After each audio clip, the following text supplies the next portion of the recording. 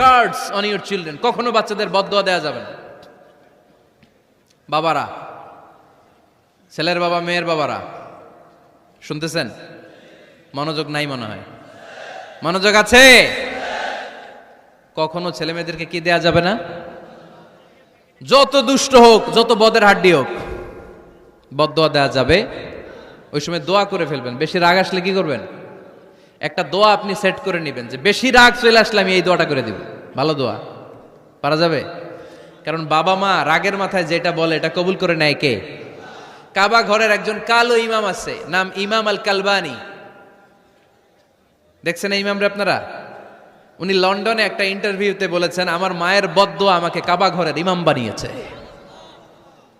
লন্ডনে একটা কনফারেন্সে উনি ইন্টারভিউ দিচ্ছিলেন। তো ওনাকে বলা হলো, কাবার সব ইমাম সাদা ইমাম, আপনি কালো মানুষ, কেমনি ইমাম হইলেন? উনি বললেন, আমার মায়ের বদদোয়া আজকে আমাকে কাবা ঘরের ইমাম বানিয়েছে। উনি বললেন, আমি ছোট্টবেলা অনেক বদের হাড্ডি ছিলাম, আমার মতো দুষ্ট আমার এলাকায় কোনো ছেলে ছিল না। মানুষের গালাগালি, মারামারি, দুষ্টামি, ভাঙচুর, চেঁচামেচি, চিৎকার, বিশৃঙ্খলা আমার মতো কেউ বেশি করতে পারতো না। কিন্তু আমার মা ছিল অনেক বড় আল্লাহওয়ালা। আমার মা জানতেন আল্লাহর কাছে দোয়া করার কত বড় পাওয়ার। আমার মা যখন আমার উপর রেগে যেতেন, আমার মা জানতেন রাগের মাথায় বদদোয়া দিলে বদদোয়া কবুল হয়ে যাবে। এজন্য যখনই আমি বেশি দুষ্টামি শুরু করে দিতাম, আমার মা রেগে আমারে বদদোয়া দিয়ে বলতেন, আল্লাহ তোরে হেদায়েত দেখ, আল্লাহ তোরে কাবা ঘরের ইমাম বানায় দে। মা যখন রেগে যেতেন, রেগে মেগে উনি সব সময় বলতেন, আল্লাহ তোরে হেদায়েত দেখ, তোরে কাবার ইমাম বানায় দেখ। রাগে রাগে ভালো দোয়া করতেন। সুবহানাল্লাহ কইতে বললেন না?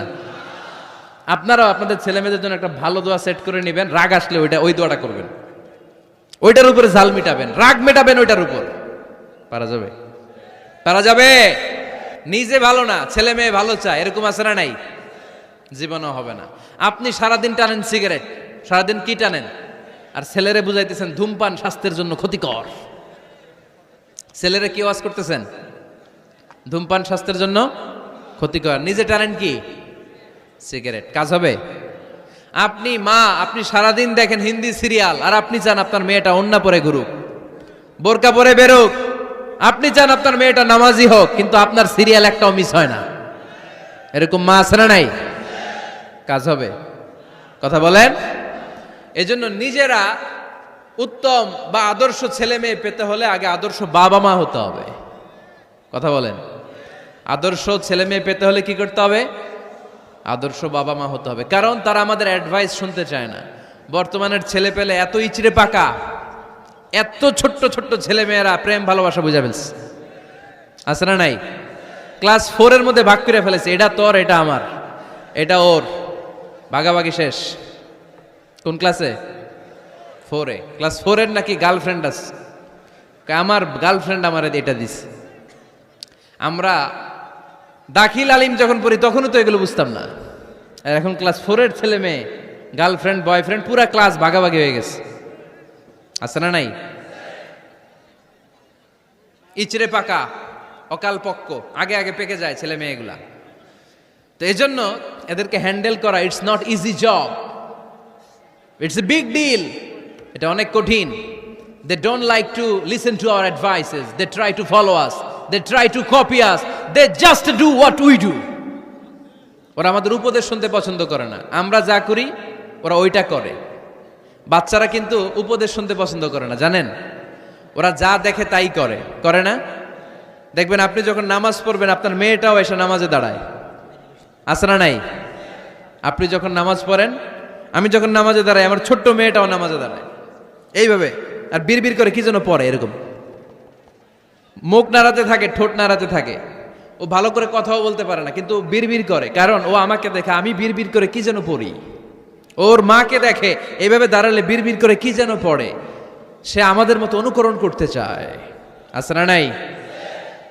দেখবেন ছোট্ট বাচ্চাটা পানি পেলে আমাদের মতো কুলি করতে চায়, মুখে দেয়, অজু করতে চায়, আছে না নাই?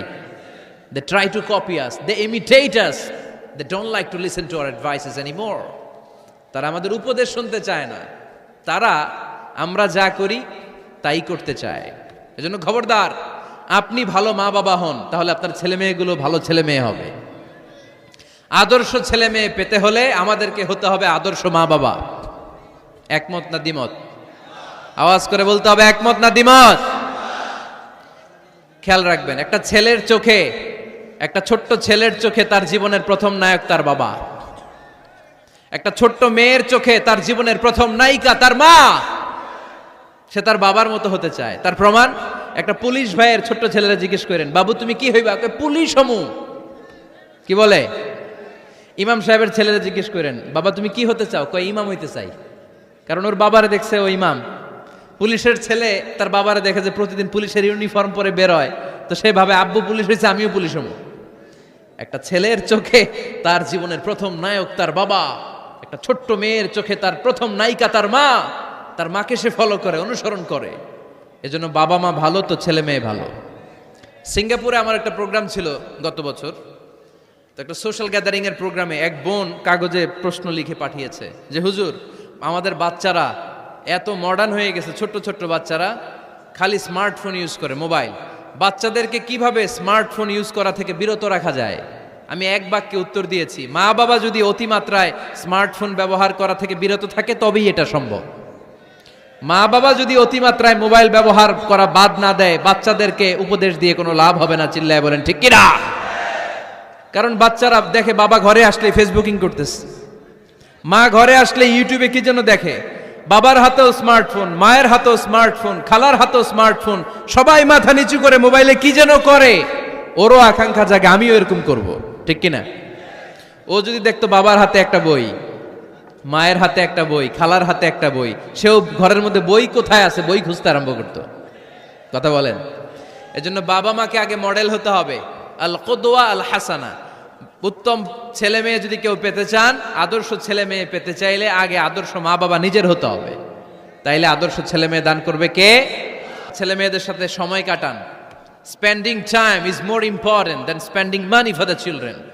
ছেলে মেয়েদের জন্য টাকা ব্যয় করার চেয়ে ছেলে মেয়েদের সাথে সময় ব্যয় করা বেশি জরুরি।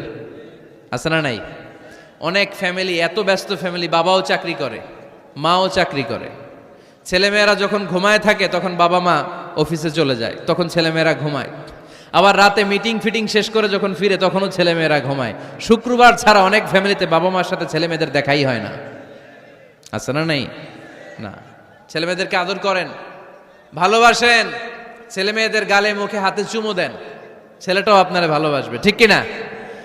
বিশ্বনবী সাল্লাল্লাহু আলাইহি সাল্লাম বাচ্চা দেখলে গালে চুমু দিতেন, মাথায় হাত বুলিয়ে দিতেন।